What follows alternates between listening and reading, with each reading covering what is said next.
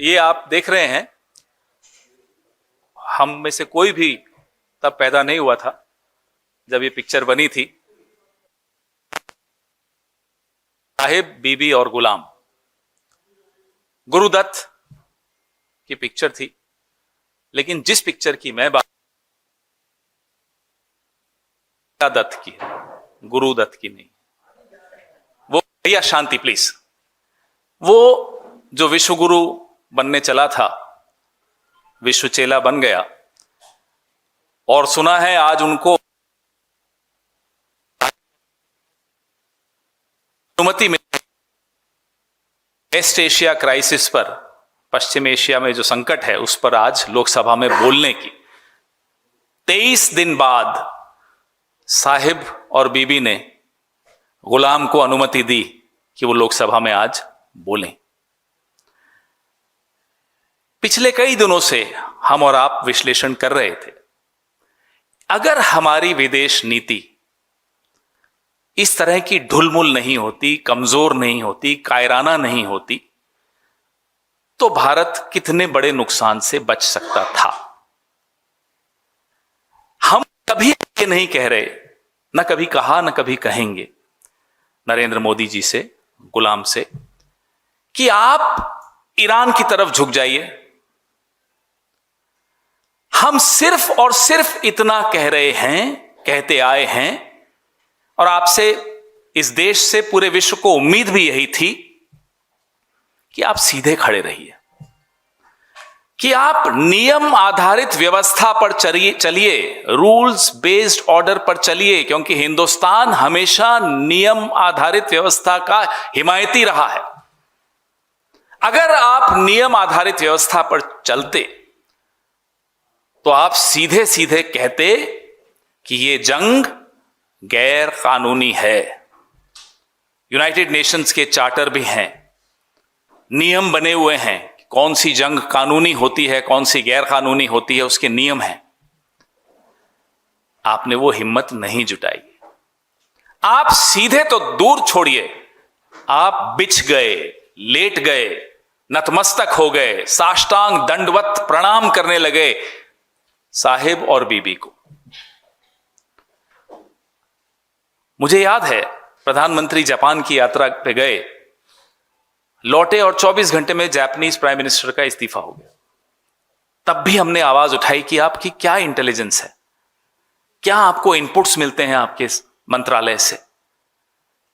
अब इजराइल गए, 48 घंटे में इजराइल ने भारत के एक पुराने दोस्त पे हमला किया, गैर कानूनी हमला किया। अमेरिका और इजराइल ने, साहिब और बीबी ने।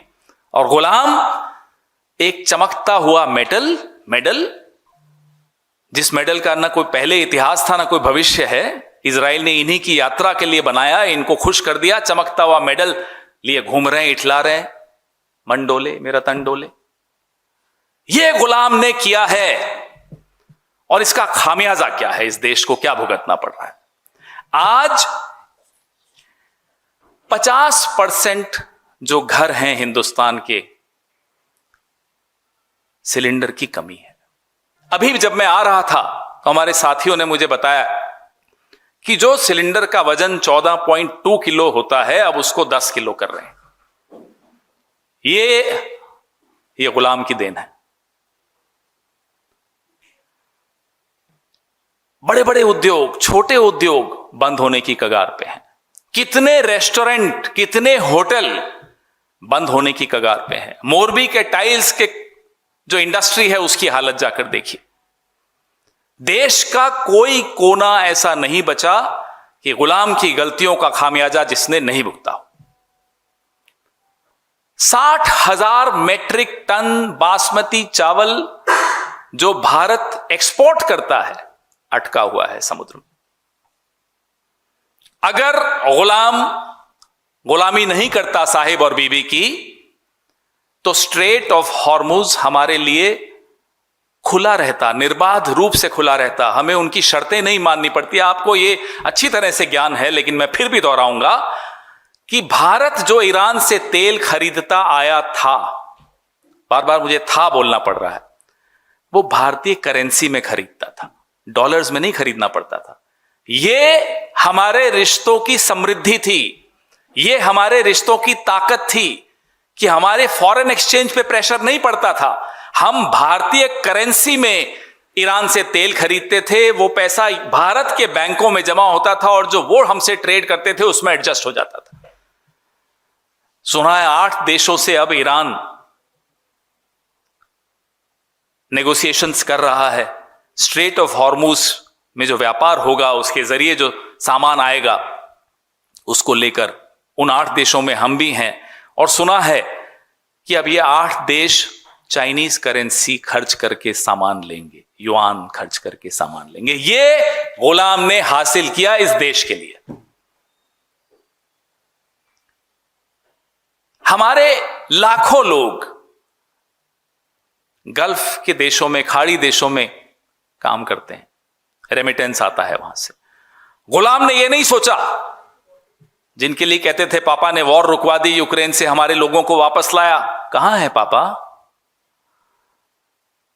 हमारे खाड़ी देशों में जो भारतीय हैं उनको कब लाओगे?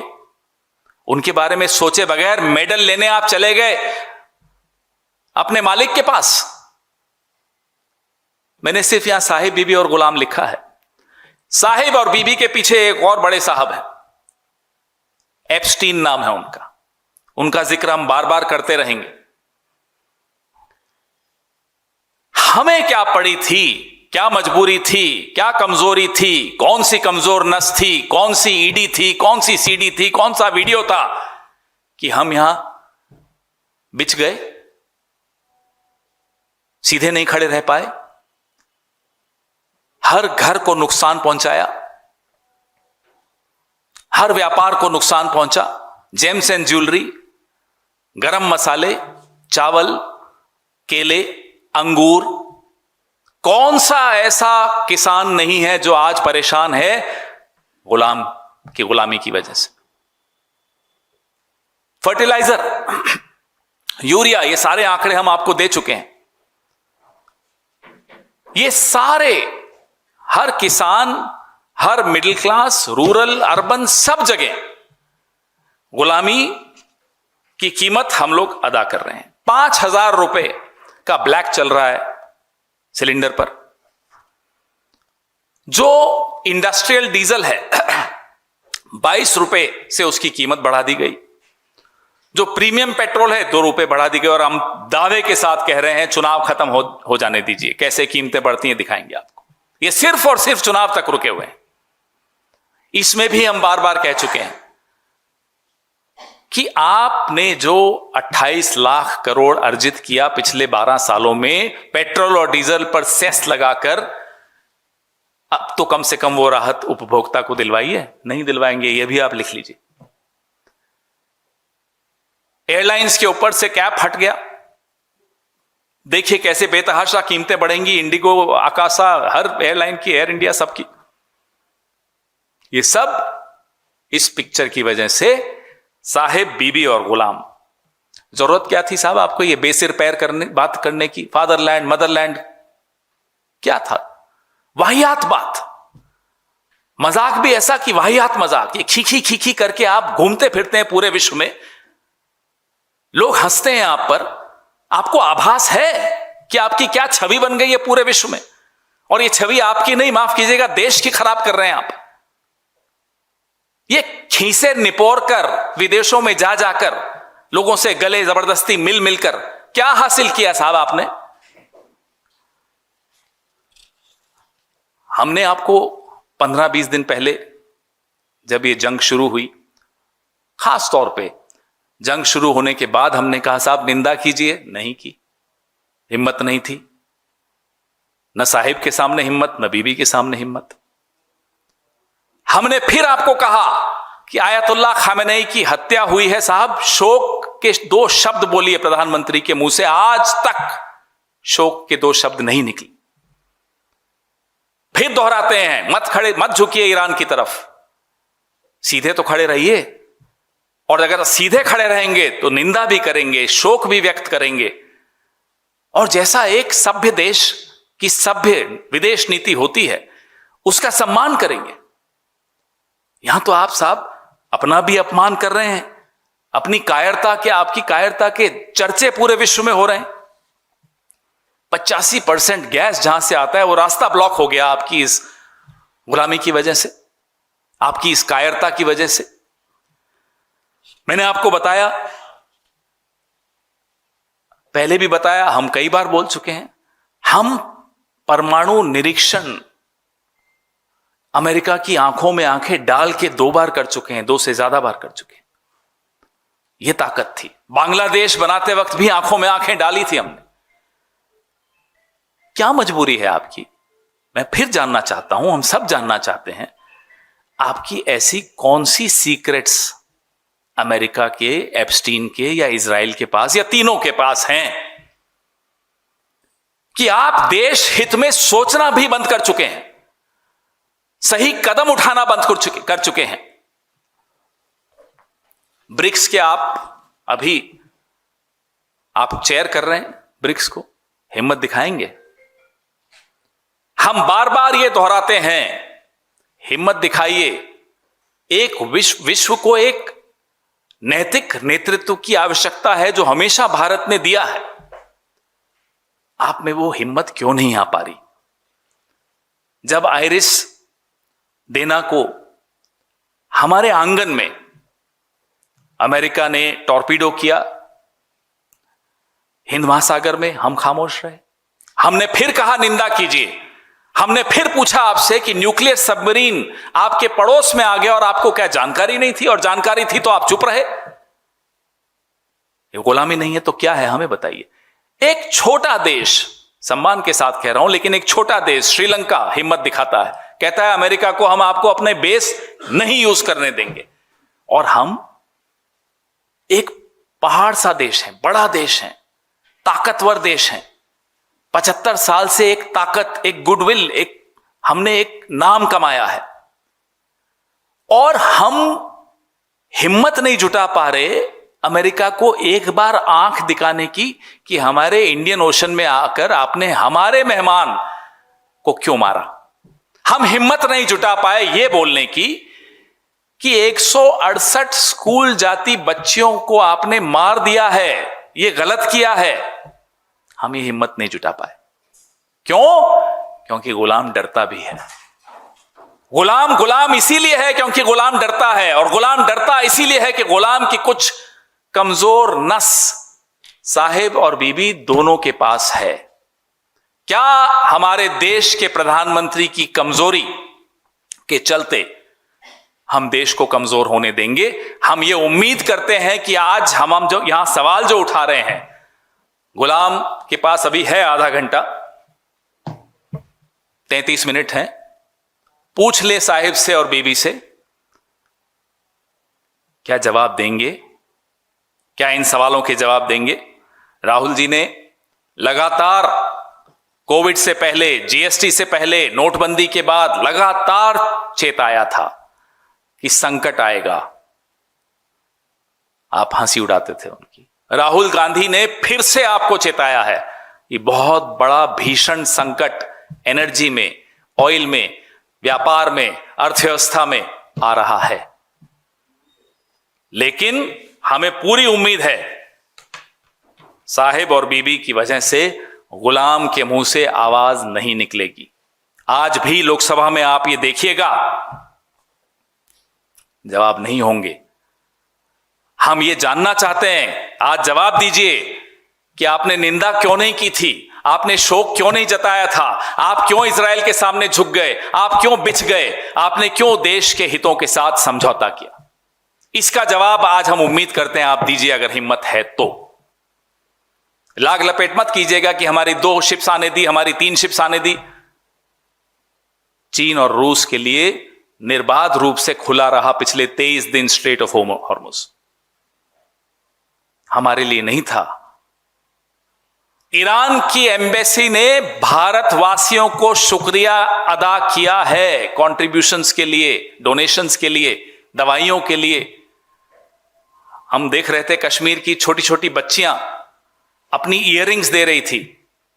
सरकार को धन्यवाद नहीं दिया, भारत को धन्यवाद दिया, और जो राहत वो दे रहे हैं वो भारत को देना चाहते हैं। क्योंकि इस रिश्ते का एक इतिहास रहा है। ये दो सभ्यताओं का रिश्ता रहा है। सरकारें आती जाती रहती हैं, कभी कभी ऐसी नामाकूल सरकारें भी आ जाती हैं, ऐसे गुलाम लोग भी प्रधानमंत्री बन जाते हैं, लेकिन फिर भी जो बड़े देश हैं, बड़ी सभ्यताएं हैं, पुरानी सभ्यताएं हैं, वो अपने रिश्ते कायम रखना जानती हैं। बधाई देते हैं हम इस देश के करोड़ों लोगों को जिन्होंने संकट की इस घड़ी में ईरान का साथ दिया, सरकारों के बावजूद दिया। जो डिसरप्शंस आ रही हैं मिल्क सप्लाई चेन की, आने वाले 10 दिन में अगर एलपीजी शॉर्टेजेस ऐसे ही चलती रही तो दूध की पैकेजिंग पे नुकसान होगा और दूध की किल्लत महसूस होगी। ये सब आपको वहां नहीं सुनाई देगा आज लोकसभा में। इन सब असली मुद्दों पर आपको कुछ नहीं मिलेगा लफाजी के अलावा, लेकिन इसलिए हम लोकसभा में वो बोलें उससे पहले हम ये सवाल पूछना चाहते हैं, क्या करेंगे आप 60,000 मेट्रिक टन चावल का जो अटका हुआ है? क्या आप गरम मसाले के जो व्यापारी हैं, मैन्युफैक्चरर्स हैं, उनको क्या जवाब देंगे? केले, अंगूर, हल्दी, ये सब परेशान घूम रहे हैं। और जेम्स एंड ज्वेलरी तो इनके अपने राज्य में बहुत बड़ा संकट है। 3,000 एमएसएमईज कर्नाटका में तबाह हो रही हैं इस 23 दिन के युद्ध। 3,000, 15,000 एमएसएमईज जो automotive sector, garment sector, footwear sector पर सीधा सीधा प्रभाव पड़ रहा है, वो बंद होने की कगार पर है क्योंकि एलपीजी और सीएनजी की शॉर्टेज है। मंत्री संसद में कहते हैं 74 दिन का गैस है, सोर्सेस के माध्यम से कहते हैं 25 दिन का गैस है। हमें नहीं मालूम सोर्सेस सही है या मंत्री सही है। कोई क्लैरिटी नहीं है, कोई स्ट्रेटेजिक प्लानिंग नहीं है, कोई स्टैंड नहीं है, कोई चिंता नहीं है, कोई जवाब नहीं है। क्या बोलोगे, किस मुंह से बोलोगे लोकसभा में? हमारी 37 जहाज, 1,109 सेलर्स और 10,000 करोड़ के सामान अभी फंसे हुए हैं। पिछली बार जब मैं आया तब मैंने आपको एक आंकड़ा दिया था, आज का आंकड़ा यह है। हमारा शेयर मार्केट 48 लाख करोड़ डूब चुका है शेयर मार्केट में पिछले 23 दिनों में। नुकसान सबको हो रहा है, गुलाम को छोड़ के सबको नुकसान हो रहा है। और जो हम बार बार इनको कहते आए, याद दिलाते आए कि साहब आपका राजधर्म यह है कि आप निंदा करिए, आपका राजधर्म यह है कि आप शोक व्यक्त करिए, इन्होंने नहीं मानी और उसका खामियाजा आपके सामने है, भुगत रहे हैं सब। पूरे विश्व को मालूम था कि वेस्ट एशिया में संकट बढ़ रहा है, जंग कभी भी हो सकता है, आप फिर भी दौड़े दौड़े गए। क्यों गए हमें नहीं मालूम। पेगासस 2 लाने गए, पेगासस 3 लाने गए, क्या करने गए इजराइल हमें नहीं मालूम।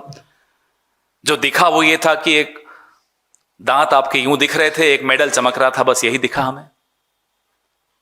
देश को जो नुकसान हो रहा है वो अब पूरा विश्व देख रहा है।